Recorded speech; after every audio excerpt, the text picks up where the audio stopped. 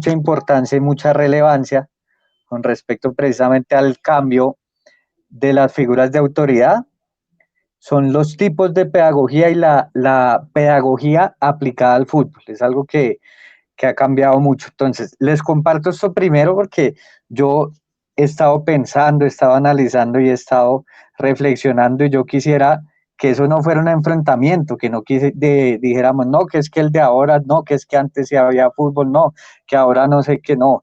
Yo quisiera que hubiera una reconciliación y que tanto los que son más académicos o más actuales aprendan de los que tienen la experiencia y que los que tienen la experiencia también aprendan y respeten a los que se han venido construyendo a través de la academia, ¿no? Entonces, esa pequeña reflexión antes de ir propiamente al tema que queríamos, me parece un espacio importante para decirlo y para que empecemos pues a darle valor tanto a la experiencia como pues al conocimiento o a las nuevas generaciones de entrenadores y pues que seguramente si hacemos una alianza va a ser mucho mejor y va a ser el beneficiado del fútbol y los futbolistas, los jugadores.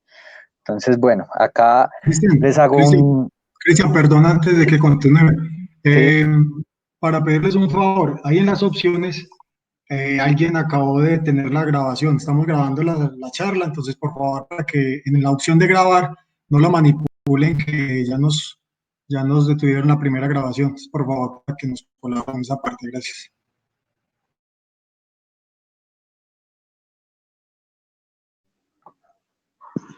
Listo, Cristian, qué pena. Listo. Vale.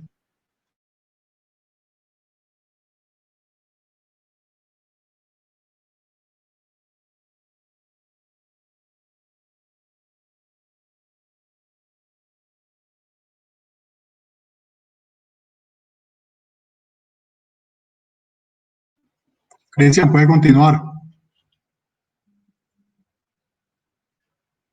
Cristian, se quedó sin audio.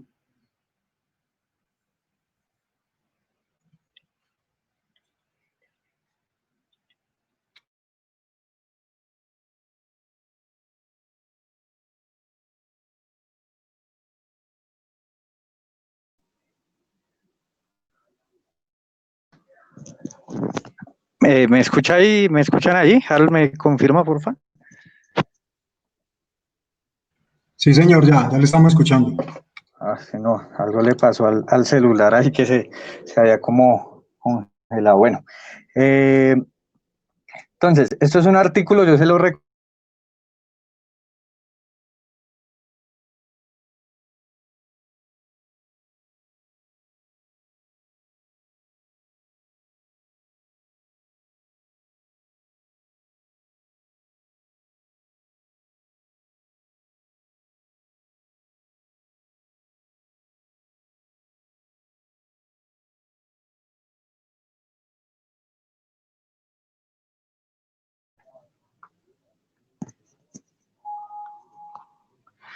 Hoy en día ha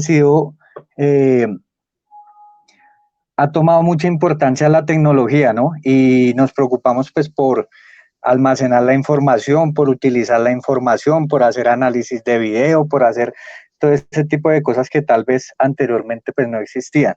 Entonces yo les recomendaría ese artículo que es importante y que también pues nosotros precisamente estamos acá y compartimos cada vez más buscando esa evolución en nosotros, ¿no? El juego para mí sigue siendo el mismo, pero pues los avances de la sociedad, de la tecnología, de la juventud, la diferencia, pues hace que seamos diferentes también, ¿no? Y obviamente también los seres humanos que había, pues determinan que haya una diferencia también. Entonces, bueno, ya después de esa reflexión, pasamos acá propiamente al tema que queremos tratar, eso es la dirección deportiva. Entonces, lo primero que hacemos es ubicarnos, ¿no? Ubicarnos en un contexto, en una realidad, un club de fútbol, donde el club de fútbol está compuesto por los jugadores, pero también por los directivos, también por la hinchada de los clubes que son profesionales o por los padres de familia de los clubes que son de formación. Y todo eso interactúa e influye de una manera positiva o negativa para los procesos de fútbol. Entonces, por eso es importante también, lo primero, a pesar de que no vamos a profundizar en otras de las áreas, es entender que un club de fútbol está compuesto por dos grandes áreas, que es un área administrativa y un área deportiva, ¿sí? La administrativa, obviamente, el manejo de todo lo económico y todos los factores que inciden desde su liderazgo de gestionar, de promover, de administrar, y en la parte deportiva todo lo que nos compete ya a nosotros y en lo que propiamente podemos influir que en el campo, ¿no?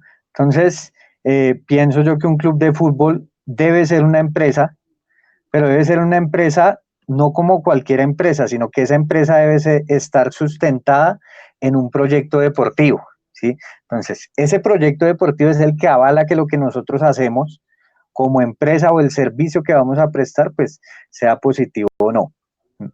¿Por qué lo hago el abordamiento desde lo general y desde la parte administrativa? ¿Sí? Muchas veces nosotros como entrenadores queremos hacer muchas cosas, pero la realidad del club no nos permite hacer esas cosas porque no hay una estructura, porque no hay una organización y porque no hay una visión clara de lo que se quiere. Entonces, en la parte administrativa se debe tener en cuenta la parte legal, la parte de mercadeo, la parte pues de propiamente ya de economía, de administración y la parte de la elección del talento humano, ¿sí? Si yo como entrenador y si el directivo tiene claro estos factores y además van en empatía con ese proyecto deportivo, pues nos va a responder la pregunta que yo les hago acá, que es, ¿cuál es nuestro lugar en el fútbol? ¿Sí? Que creo que es algo importante porque con esa oleada de información precisamente hay unos beneficios y pues hay unas cosas que no son tan positivas. Muchos entrenadores, de pronto vemos equipos de grandes niveles, equipos élite, y queremos trabajar como ellos, pero la realidad de nosotros, la realidad de lo que tenemos, de lo que podemos hacer, no lo permite. Entonces es una pregunta que nos debemos hacer, tanto en el momento de crear un proyecto como en el momento de entrar a un proyecto. Si yo soy un entrenador que busco estar en el rendimiento, pues seguramente tengo que buscar las cosas que me acerquen ahí. O si soy un entrenador que entro o que quiero estar en procesos de formación, pues debo darle el valor y debo ubicarme en el contexto y en la realidad de lo que puedo y de lo que es más conveniente hacer. Entonces, dentro de ese proyecto hay una persona clave que es el director deportivo, ¿sí? El director deportivo es casi que el centro de la construcción del proyecto, no el centro del proyecto, porque yo creo que lo más importante en esos procesos de formación son los jugadores, pero sí es una persona que está en el medio y les voy a explicar por qué lo pienso así. Hay una parte directiva, ¿sí? Con la cual el director se entiende y transmite las necesidades, por ejemplo, de los jugadores, las necesidades, por ejemplo, de las familias. No digo padres porque en muchas situaciones, en muchos casos, uno ve que el que promueve a los chicos al deporte no necesariamente es el padre de familia, a veces es un tío, a veces es un primo, y se ven pues muchas situaciones, ¿no? Y también las necesidades de los formadores. Entonces, ese director deportivo casi que es el canal de comunicación entre todos los factores que nosotros vemos acá, entre los jugadores, entre los padres de familia, entre la junta directiva y entre los formadores. Y de ese liderazgo de él, pues depende que muchas cosas funcionen de la mejor manera o no. Entonces, en la junta directiva tenemos, si tengo la oportunidad de ser director deportivo, tengo la necesidad y la obligación de conocer también cómo funciona económicamente el club, porque eso me va a permitir crear un proyecto que tenga una solidez y una claridad y unas posibilidades reales de hacerlo, ¿sí?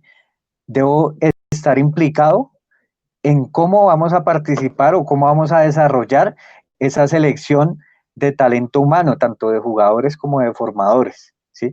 Y debo estar muy pendiente de todas las herramientas que le puedo dar a los jugadores y a los formadores, como es la indumentaria, como es los materiales, como es el escenario, todo eso lo debe liderar y se lo debe transmitir el director deportivo a la junta directiva.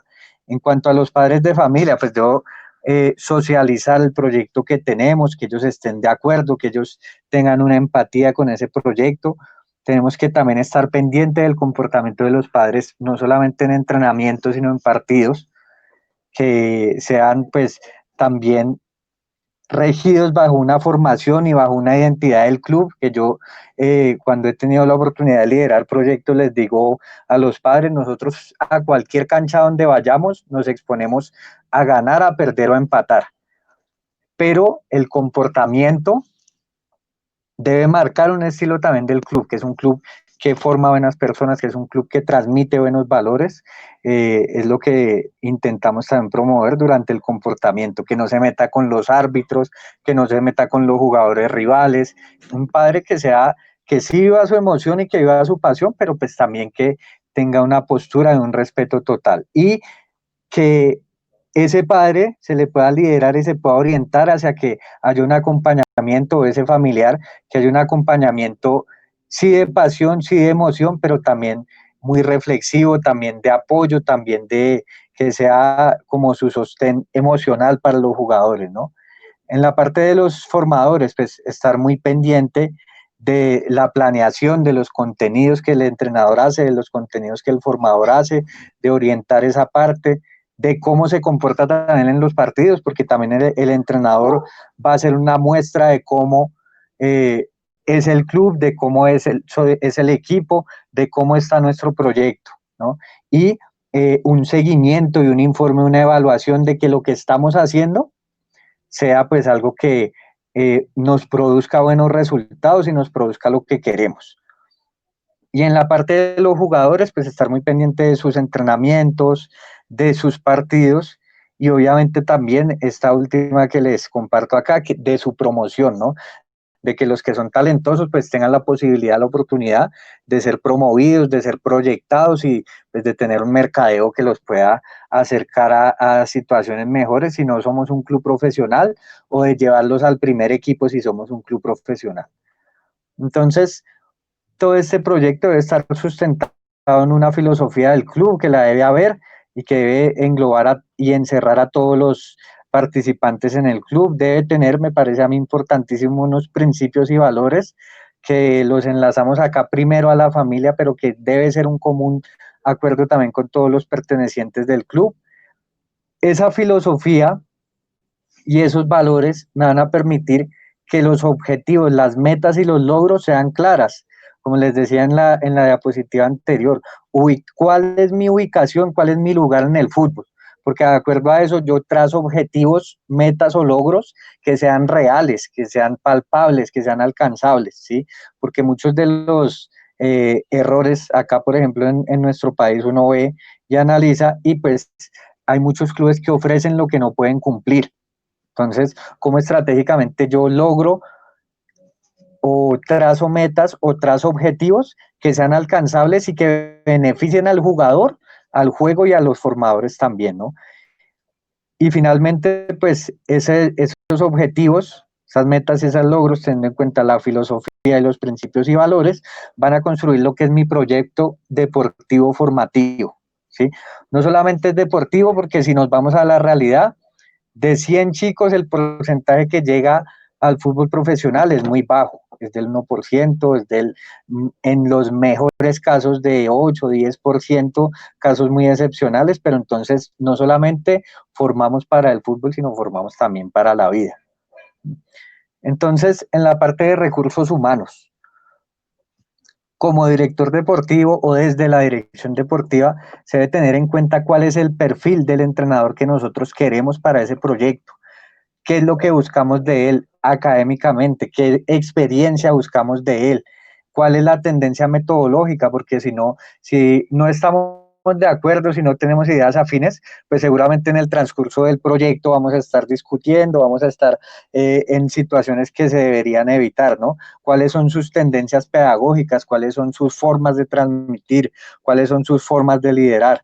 Y cómo ayudar también, que también debe ser un objetivo, pienso yo, de los clubes, cómo puedo ayudar a ese entrenador a formarse. El jugador tiene el objetivo de llegar al fútbol profesional y muchos entrenadores, aunque muchos otros no, también tienen ese objetivo de llegar. Entonces, ¿cómo la estructura del club dentro de ese perfil lo elige para tener en cuenta que sea un entrenador de una proyección también? ¿Sí? Y les comparto acá una pequeña imagen que me encontré en Perú, en el Club Sporting Cristal, donde tuvimos la oportunidad de conocer todo lo que hacen allá, muy positivo, liderado por un profe colombiano también, Nelson Reyes, y decía así en la sala de entrenadores donde ellos se reúnen, la diferencia entre un club y otro lo hacen los entrenadores.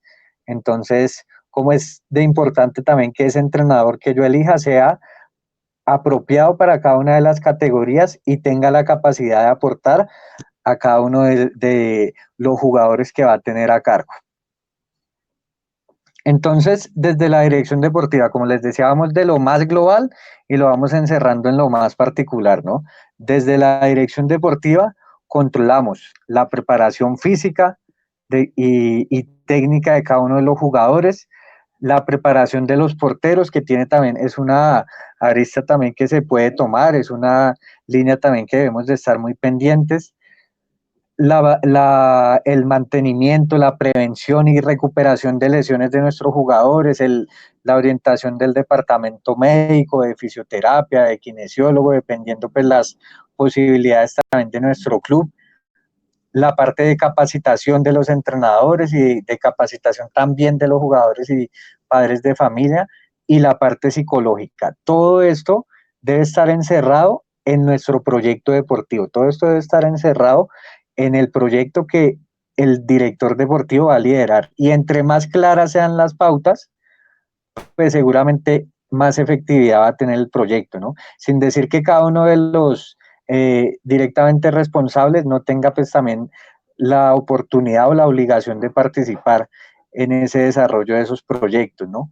Entonces, todo esto también debe estar estrechamente ligado y debe estar en constante relación para que se produzca un efecto más positivo. Entonces, desde la parte general, el director deportivo puede controlar, desde mi visión, tres cosas: el entrenamiento, desde la metodología, desde la pedagogía y desde los contenidos que el entrenador sería lo más apropiado que transmitiera, dependiendo la categoría, dependiendo lo que queremos del proyecto, dependiendo todos estos factores ya muy específicos, ¿no? Y la asistencia tanto de entrenadores como jugadores a sus entrenamientos.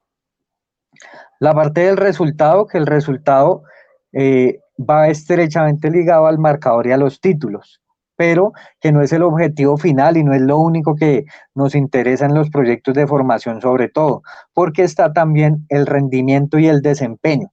¿Qué quiere decir eso? Yo puedo tener un equipo que gane títulos, pero de pronto el rendimiento, el desempeño de los jugadores no es el mejor. Entonces, son situaciones que también yo me tengo que replantear, ¿sí? Entonces, como ese director deportivo también pues, puede hacer un seguimiento de ese rendimiento, de ese desempeño de los jugadores, que ahorita vamos a ver un poco más claro también en los ejemplos. Pero entonces, desde el desempeño, evalúo el esfuerzo, evalúo el aprendizaje y evalúo la evolución tanto individual como grupal y colectiva de cada uno de mis jugadores. Y obviamente todo esto pues está estrechamente relacionado, ¿no? Está... del entrenamiento depende el rendimiento y el resultado, ¿sí? Entonces, es algo que desde la parte de dirección deportiva nosotros podemos controlar. Entonces, pasamos ya puntualmente a estos factores importantes y les comparto ya cómo desde la experiencia y desde lo que he logrado construir y he logrado desarrollar, hemos elegido cada uno de estos factores. Entonces, en la parte de la metodología, en la parte de la pedagogía, en la parte de los contenidos y en la parte de cómo controlamos también la asistencia tanto a entrenamientos como a partidos, ¿sí? Entonces, empezamos acá. La metodología. Después de, pues, de un tiempo de empezar esta carrera del entrenamiento, de empezar esta función como entrenador, personalmente, pues, me di cuenta que los métodos sistémicos aportaban muchísimo al jugador, ¿sí? Ese pensamiento complejo, ese modelo de juego que hemos debatido también, hemos hablado que esa palabra modelo de pronto no es la más apropiada, pero pues se toma como algo que engloba lo que queremos del jugador y lo que a futuro queremos de los procesos de formación también, ¿no? Entonces, estos métodos sistémicos se acercan mucho más a lo que es el fútbol y a lo que es el entrenamiento. Obviamente, en las dos grandes metodologías que más conocemos, que el microciclo estructurado y la periodización táctica, ¿sí? ¿Cuál método y por qué escogemos ese método? Entonces, para realizar esta escogencia, desde hace un tiempo, pues yo hice un ejercicio sobre qué necesitaba el fútbol, ¿sí? ¿Qué necesitaba para hacer fútbol? Entonces, yo me imaginaba o visualizaba una sola persona qué necesita para que haya fútbol o para que se desarrolle como futbolista. Entonces, necesariamente, pues debe haber un balón, ¿sí? Debe tener un rival, debe tener unos compañeros y sus rivales deben tener compañeros también. Debe haber una dirección de juego, unos arcos para que haya gol, porque si no hay gol, pues no se cumple el objetivo, la lógica del juego. Debe haber un espacio determinado y pues como decía anteriormente, debe haber una dirección que determine el juego. Entonces, teniendo en cuenta esas características del fútbol, ¿sí? Y una caracterización, valga la redundancia, ya más específica, donde el deporte es acíclico, es intermitente, se trabaja en césped, es de conjunto y tiene eh, un alto grado de toma de decisiones, empezamos a ver cuáles son las metodologías más apropiadas, ¿sí? Entonces, ¿qué es la metodología? La metodología incluso puede acumular o conformarse de varios métodos para tener una forma, un orden, una estructura, una planeación y desarrollar así nuestras sesiones de entrenamiento, ¿sí? Esa metodología, teniendo en cuenta también pues conocimientos adquiridos en la universidad, compartiendo con otros entrenadores, compartiendo con profesores no solo de fútbol, pues a uno cuenta que es importantísimo la metodología, la pedagogía, cuáles son los medios, cuál es la didáctica, cuáles son los estilos y cómo voy a orientar esos procesos para llegar a un modelo de aprendizaje también deseado, ¿sí? Entonces, esos tres factores, teniendo en cuenta la caracterización del fútbol, teniendo en cuenta cuáles son las metodologías que nos ayuden a tener ese orden, esa forma, y teniendo en cuenta la pedagogía, escogemos nosotros el método para construir con una matriz de contenidos su organización a través del tiempo, que esto es importante que nosotros, por eso en la parte anterior nombrábamos que no solamente es importante para los procesos de formación, el resultado, ¿no? No solamente llenar la vitrina de trofeos, porque a veces eso es una cosa de momento, pero no es medible en el tiempo, ¿sí? Entonces, esos procesos de formación se deben medir, pienso yo, pues en una línea del tiempo donde los jugadores finalmente cumplan un objetivo claro, ¿no? Entonces, debo tener yo también en cuenta la edad de los jugadores, qué competencia estoy, cuáles son los conocimientos previos de esos jugadores. Y como decíamos desde el inicio, la filosofía del club y los objetivos que tiene el club, ¿sí? Si nosotros aterrizamos todo eso, pues nos va a ser mucho más fácil que nosotros desarrollemos un proyecto deportivo serio y claro, ¿sí? Entonces, continuando con los métodos sistémicos, las dos grandes, digamos, líneas en las que nos apoyamos, que es la periodización táctica de Víctor Fray y el microciclo estructurado de Paco Cirulo, ¿sí? Una gran diferencia entre las dos, que Frade lo propone más desde lo colectivo hacia el jugador y Cirulo desde el jugador hacia lo colectivo, tomando el humano deportista como el centro del entrenamiento, mientras que Frade toma el modelo de juego como el centro del entrenamiento, ¿sí? Todo esto desde, como lo decíamos anteriormente, desde un pensamiento complejo. Hoy, hace poco nos compartieron ahí por el grupo de nosotros y pues creo que muchos tuvieron la oportunidad de ver un escrito que decía los 7 errores de la llamada periodización táctica. Entonces, en muchos de los factores, digamos que comparto en que ellos de pronto, Fray y Cirulo, tuvieron la capacidad de, bajo muchas reflexiones, construir algo que fuera cercano al entrenamiento de fútbol, ¿no? Pero que yo también les recomiendo, los que quieran o los que ya lo manejan. Para yo entender de periodización o para entender de microciclo, no solamente debo saber de fútbol, debo apoyarme de todas las ciencias que complementan el entrenamiento de fútbol, ¿sí? Entonces, sobre filosofía también, que de ahí sale, ¿sí? Muchos sabemos que uno de los grandes autores de esas teorías de la complejidad, como es Edgar Morin, es importante leerlo y complementar para que tengamos un mayor entendimiento de esto, ¿no? Pero entonces, bueno, tomamos esas dos metodologías base y en mi caso personal un poco más con tendencia hacia la periodización, porque nos ayudan a desarrollar al futbolista y nos ayudan a desarrollar el juego de una manera que creemos más óptima para nosotros, ¿sí? Entonces, un poquito acercándolos a cómo se maneja desde el microciclo estructurado. Entonces, ese humano deportista se trabaja desde lo condicional, que es una parte, todas las partes de las capacidades físicas, desde el aspecto socioafectivo, que es todas sus relaciones interpersonales, desde la parte expresivo-creativa, que va a estimular todo lo que es su imaginación y su desarrollo de lo que puede realizar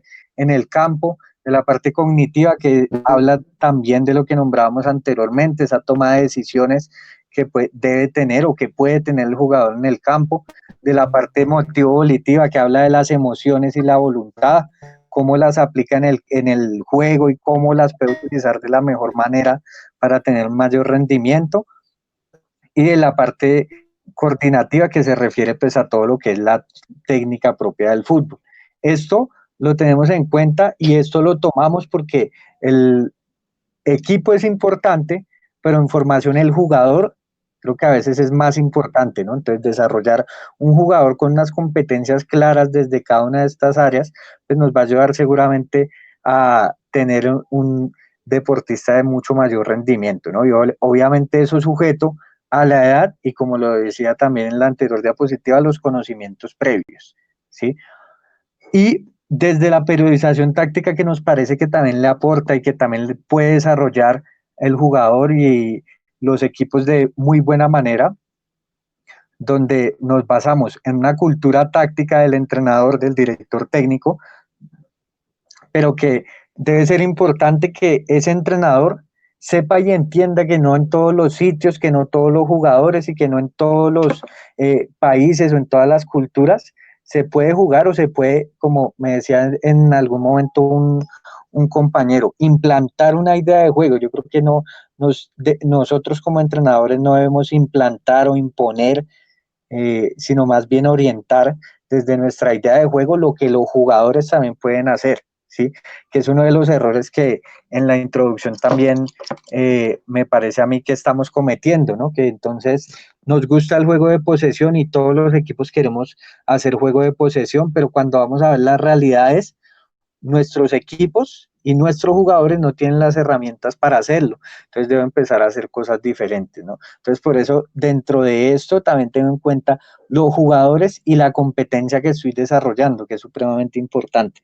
Entonces, la periodización táctica, un resumen acá muy breve más o menos, y para que ustedes pues repasen, o los que no lo conocen, conozcan un poquito de cómo funciona o en qué se basa. Entonces, la periodización táctica, desde dos grandes principios, que es la especificidad, hacer lo que me acerque más a situaciones de juego que desarrollen al jugador desde el mismo juego, ¿sí?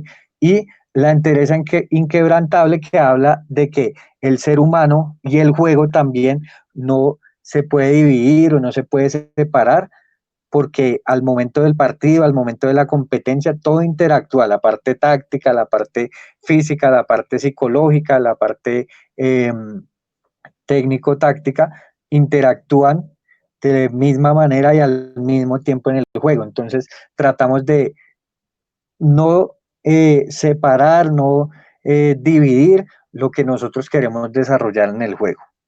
Entonces, esa periodización táctica maneja tres principios metodológicos. Una, que es la progresión compleja, ¿sí? Que son las posibilidades tácticas que yo puedo o tengo la capacidad de tomar decisiones en cada acción, ¿sí? Ahorita les voy a mostrar un poco más cómo yo lo aterrizo desde ahí, pero esa progresión compleja busca que el jugador durante la semana de entrenamiento tenga una evolución en su aprendizaje desde lo cognitivo también, teniendo en cuenta esta progresión de complejidad, ¿sí? Ahorita les voy a aterrizar un poquito más eso. La alternancia horizontal, que es la relación entre el esfuerzo y la recuperación, y el principio de las propensiones, que básicamente pues, lo que habla son las reglas de provocación que yo durante el entrenamiento uso para que la situación que quiero aparezca de una manera repetitiva y se pueda trabajar con mayor privilegio o con menor privilegio de acuerdo a lo que yo quiero durante el entrenamiento, ¿sí? Todo esto va organizado en un morfociclo patrón semanal, que es de acuerdo a la competencia también, que acá lo empezamos a aterrizar ya propiamente pues a lo que es el objetivo de la charla. Entonces, desde la periodización táctica, pero teniendo también en cuenta que individualmente yo debo trabajar los jugadores, la propuesta que yo hago y lo que hemos podido trabajar es que ese morfociclo patrón que inicialmente nos propone, como ustedes ven acá, 6 días de entrenamiento con unas características en cada uno de los días de entrenamiento, como lo nombran acá, una subdinámica de tensión, de duración y velocidad, que son los 3 días más importantes de la competencia, y el día de la competencia y los días de recuperación, yo lo puedo organizar no solamente para esos grupos grandes, como ustedes ven acá, esto es un ejemplo para una sub-20, sub-19 y sub-18, pero también debo yo ajustar y debo hacer algunas modificaciones para las otras categorías. Esto que les comparto acá es algo que se implementó en el último club que estuve liderando y hicimos una modificación de esos principios, de ese morfociclo patrón, de esa semana de entrenamiento, de acuerdo a las categorías. Entonces, digamos, la categoría 17-16 años ya no entrenaba al igual que la anterior todos los días casi, sino que esta tenía en semana 2 días de descanso, ¿sí? Entonces ajustamos los días de entrenamiento manteniendo los principios metodológicos que nos propone la periodización táctica, la subdinámica de tensión, de duración y de velocidad, pero le restamos un día de entrenamiento, ¿sí? Igual la sub-15, sub-14, que para ese club las posibilidades, por eso les digo, esto es basado en lo que teníamos allá, ¿sí? ¿Por qué? En la disponibilidad de las canchas, en la disponibilidad de los entrenadores, en la disponibilidad de los espacios, en la estructura económica del club también. Entonces, la sub-15 y sub-14 la teníamos de esta manera. ¿Por qué los días de tensión, duración y velocidad se mantienen? Porque dentro de la metodología, estos son los días de adquisición de nuevos conocimientos, que ahorita vamos a ver cómo esto se hila también a la parte pedagógica, ¿sí? ¿Por qué les aclaro esto? Porque seguramente unos dirán, uy, no, pero sub-15 tiene que entrenar más días, pues seguramente sí, pero por eso les digo que lo hacemos aterrizado a la realidad de lo que teníamos ahí, ¿sí? La sub-13 y la sub-12 que trabajaban 3 días a la semana, manteniendo esos 3 días se llama en la periodización táctica operacionalización adquisitiva, es decir, donde nosotros estimulamos la adquisición de nuevos conocimientos, la adquisición de comportamientos o el repaso de comportamientos que ya sabemos, ¿no? Y finalmente la sub-12 y la sub-11 que en semana solo trabajaba 2 días y el sábado para el domingo competir, ¿sí? Entonces, es una propuesta que manejamos allá. ¿Por qué hasta ahí? Porque ya las otras categorías las manejamos de una manera diferente. Pero desde unos principios de la periodización táctica manejamos lo que era esos procesos de entrenamiento en los equipos de fútbol base, ¿sí? Bien.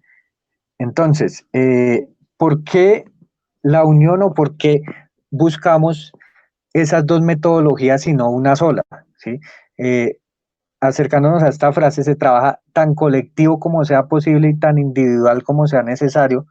Es una frase que creo que nos queda, pero mandada a hacer para el fútbol.